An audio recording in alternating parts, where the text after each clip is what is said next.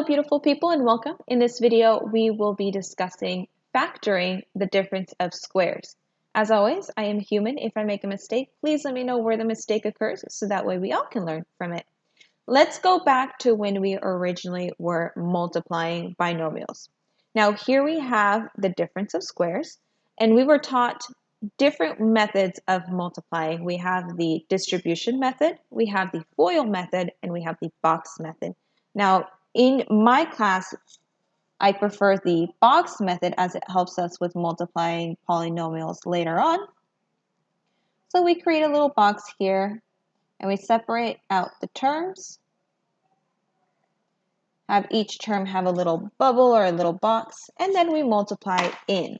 Remember, numbers get multiplied together, variables get multiplied together. So 2 times 2 is 4, x times x is x squared.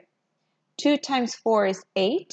There's no x here, so we just bring the one that we have. Negative 4 times 2 is negative 8. X gets brought down. 4 times 4 is 16, but we have one negative, so it would be negative 16. Now, if you look here in the center, we have a positive 8x and a negative 8x. So these two cancel out, they undo each other, they go away.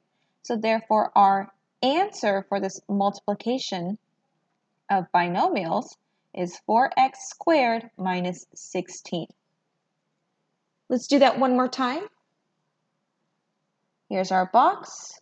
So I have a 2 and a negative x. Remember, the symbol always goes to the number behind it or the variable behind it. We grab the symbol that's in front of us. And here we have 2 and a positive x.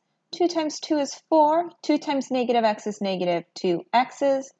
X times 2 is a positive 2x, and x times x is x squared. We have one negative, we bring that in. Negative 2x and a positive 2x, those cancel out or undo each other. They go away, simplified.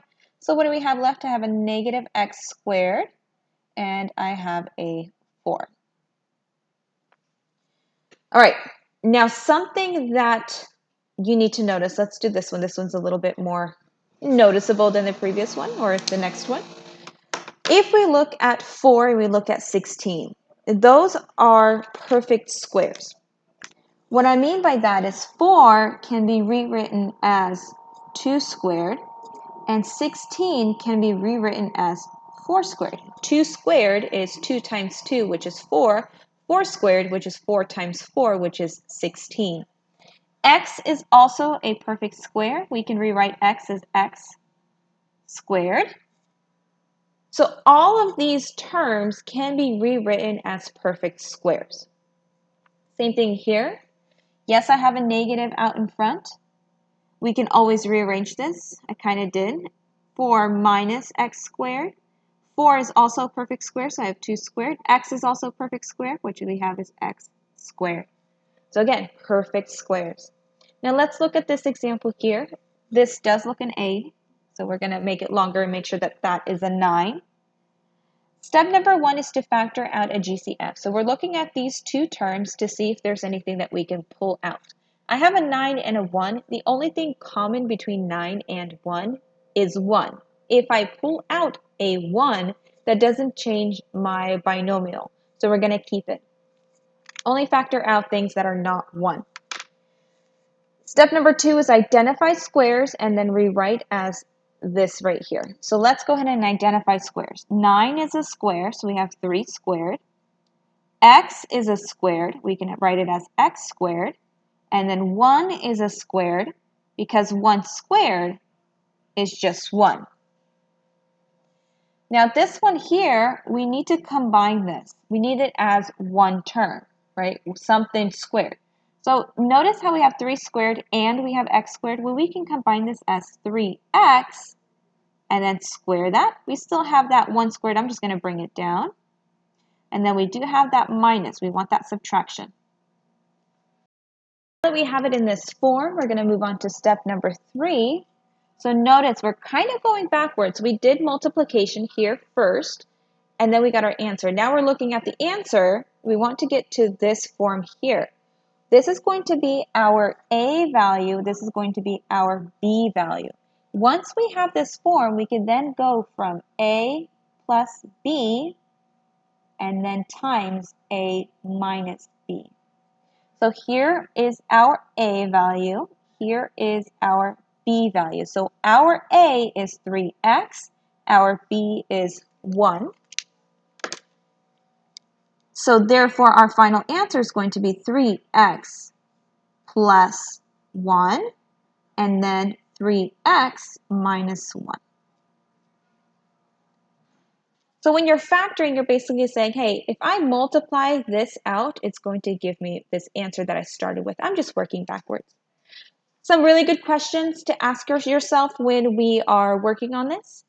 If there are only two terms, and the first term is a perfect square, and the last term is a perfect square, and there is subtraction, then you can factor using this method.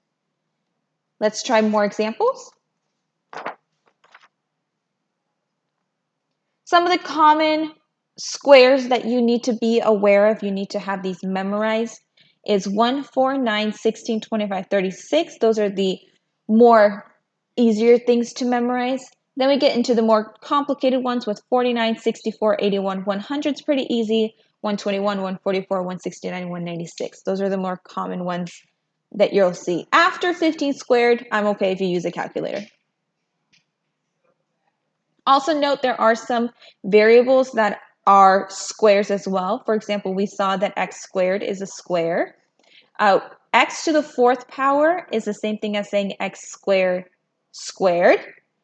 X to the sixth power can be rewritten as x to the third power being squared. X to the eighth power can be rewritten as x to the fourth power squared.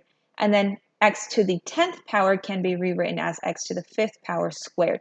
There are more. This is just using the power property. Remember, if an exponent is being raised to an exponent, we are multiplying this. So 5 times 2 is 10. So you can always rewrite it and have a perfect square like this. Promised you more examples. Let's do more examples. For example 2, let's start with our steps. I'm over here looking at our steps here. Factor out GCF. I don't have a GCF. I don't have a number here, so that is done. I'm going to factor out perfect squares. I have a perfect square here looking at my cheat sheet. X to the fourth power is the same thing as saying x squared squared. 25 I know is 5 times 5, so that is 5 squared. I'm going to bring down my minus. Once I have it in this form, that means this first bubble is going to be my A value. This second bubble is going to be my B value. Writing it as my answer, A plus B times A minus B. And that is our answer. Let's try one more. Oh, I have 16. Maybe there'll be a GCF here. 16 is 4 times 4. 9 is 3 times 3. So there's not a GCF here, but immediately I've already kind of didn't really think I was going to, but I already identified my squares. 4 times 4 is 16. So I have 4. Then I have x. X squared is just x, then a squared. Minus 9 is 3 times 3, so 3 squared. Anytime you have more than one term like this, you want to put them together. So I have 4x squared minus I have my 3 squared. Identify your A's and B's. Here's your A, here's your B. And then we have A plus B, and we have A minus B. Let's do one more example. I have 81 and 49. 81 is 9 times 9. 49 is 7 times 7. So again, no GCF. I thought there would be GCF, but that's okay. 81 we have is 9 times 9, so 9 squared. A is A squared. It's okay that it's not an X. Minus 49 is 7 squared. Oh, I didn't notice we had a B. It's okay that we have more than one thing, so B squared is just B squared. Again, if you have more than one term or more than one thing here, you want to combine them. So we have 9 squared and A squared, so I have 9A squared minus 7 and B, so 7B squared. So again, this is now your A, this is now your B. A squared, I'm going to write it here. A, so 9A plus B, which is 7B. Now I have A, which is 9A, minus 7B, which is our B. All right, beautiful people, I hope you enjoyed this video. We will practice many times in class if you're in my class. If not, please take the initiative and find plenty of worksheets on Google. It is a fantastic resource. Thank you so much for watching. Bye.